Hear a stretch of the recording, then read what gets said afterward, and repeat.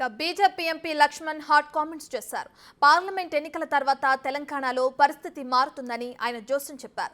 హిమాచల్ ప్రదేశ్ పరిస్థితే తెలంగాణలో రావచ్చన్న ఆయన తుమ్మితే ఊడిపోయే ముక్కులా కాంగ్రెస్ పరిస్థితి ఉందని ఎద్దేవా చేశారు.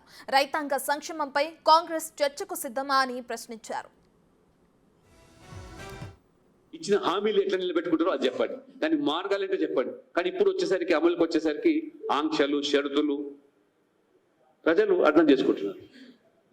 ఈ పెంక నుంచి పోయి పొయ్యిల పడ్డట్టు పరిస్థితి. మీరు చూడండి, పార్లమెంట్ ఎన్నికల ఫలితాల తర్వాత ఏం జరుగుతుందో మీరు చూడండి. మేమేం అవసరం లేదు, వాళ్ళ వ్యవహారం చూస్తూ పెడుతుంది. చాలా సుదీర్ఘంగా అధికారానికి దూరంగా ఉన్నారు. ఇప్పుడు అధికారానికి వచ్చేసరికి పట్టపగ్గాలు లేకుండా మా మంత్రుల భాష అయ్యిందని. మీరు బాధ్యత నిర్వర్తించండి. మీరు అన్ని ఎన్నికల తర్వాత ఇంకా చాలా బయటకు వస్తుంది. హిమాచల్ అవుతుందా, కర్ణాటక అవుతుందా, ఎవరి ప్రమేయం ఉండవలసి వస్తుంది. ఇవాళ హిమాచల్లో మేంగా చెప్తుంది, వాళ్ళ మంత్రి చెప్తున్నాడు. రేపు అదే పరిస్థితి తెలంగాణ రాదనడానికి ఏమి మీకు అనుమానాలు ఉండాల్సి వస్తుంది. వాళ్ళ పరిస్థితి అది. ఢిల్లీలో లేని కాంగ్రెస్ గురించి ఇవాళ తెలంగాణలో ఎంత మొత్తుకుంటే వాళ్ళకు తుమ్మితే ఊడిపోయే ముక్కులాగా 64 ఉన్నాయి వాళ్ళకు.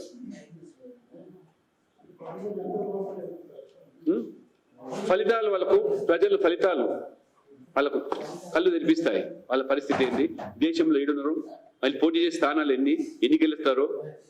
మొన్ననే వాళ్ళకు ప్రధాన ప్రతిపక్ష హోదా కూడా రాలేదు, 40 సీట్లు గెలిచినారు. ఇది 100 సంవత్సరాల చరిత్ర కాంగ్రెస్.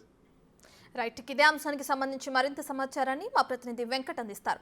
సో వెంకట్, రైతాంగ సంక్షేమంపై కాంగ్రెస్ చర్చకు సిద్ధమా అంటూ BJP MP Laxman hot comments చేయడం మనం చూస్తున్నాం. దీన్ని ఎలా చూడొచ్చు అంటారు?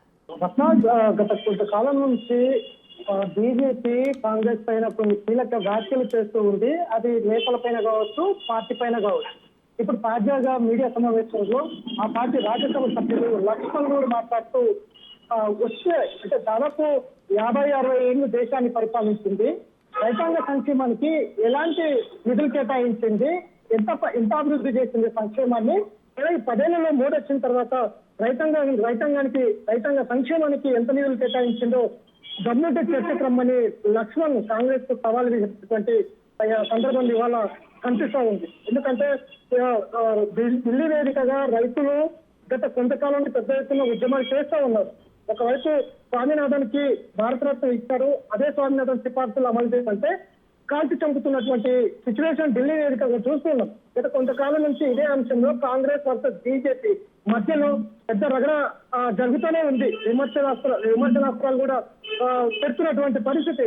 కాబట్టి ఇప్పుడు తాజాగా నేతలు గత 50-60 ఏళ్ల కాంగ్రెస్ పాలనలో ఎంత అభివృద్ధి జరిగింది, 10 ఏళ్లలో మోడీ అభివృద్ధి ఎంత జరిగింది చర్చకు రావాలంటూ కూడా సవాల్ ఇస్తారు. మరి దీని కాంగ్రెస్ పార్టీ ఆ సవాల్ని ఏ విధంగా తీసుకుంటుంది, ఏ విధమైనటువంటి జవాబు చెప్తుంది అనేది అయితే ఆసక్తిగా ఉంది అని చెప్పుకోవచ్చు. ఇక తాజాగా మొత్తం దేశవ్యాప్తంగా కాంగ్రెస్ కు వ్యతిరేక గాలి వీస్తూ ఉంది.